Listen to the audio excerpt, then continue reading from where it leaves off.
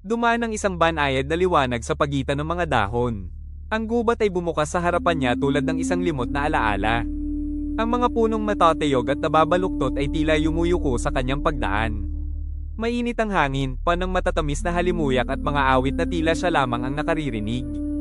Naglakad siya, nakayapak sa malambot na lumot, hindi alam kung bakit, ngunit may kakaibang katiyakan na dati na siyang naglakad doon.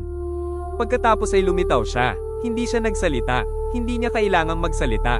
Ang tanging gumagalaw ay ang kanyang mga mata, kumikislap na kulay amber, malalim, hindi totoo. Hindi niya magawang iwasan ang mga iyon. Nais niyang lumapit, ngunit nagbago ang liwanag at biglang naglaho ang lahat. Napabangon si Liam, hinihingal, basang-basa ng pawis. Ang higan sa kanyang kabina ay umuugoy pa mula sa biglang pagkilos. Ipinahid niya ang palad sa kanyang mukha. Ang panaginip na iyon, palaging pareho.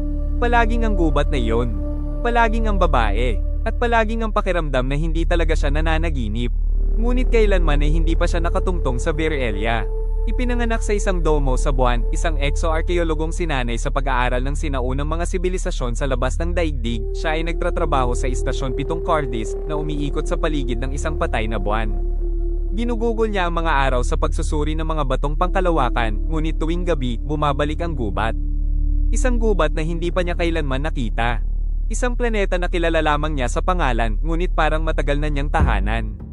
Virelia, isang bagong mundo. Isang nag-iisang kontinente ng masaganang halaman na palilibutan ng walang katapusang karagatan. Ngunit higit sa lahat, isang yaman, ang Lytherium. Ipinanganak mula sa mga katawan ng mga Diyos na nililikha ng mga tao sa pamamagitan ng kanilang pananalig. Mula nang masupil ng medisina ang katawan, ang tanging pumapatay na lamang ay ang pagkasira ng isipan. Ang mental na pagtanda. Binago ng Lytherium ang lahat. Wala nang katapusan, wala nang pagtanda. Hanggat kaya mong magbayad. Ngunit hindi kayamanan ang pinapangarap ni Liam. Ni hindi rin karangalan sa agham. Pinapangarap niya ang isang lupang tila dati na niyang kilala.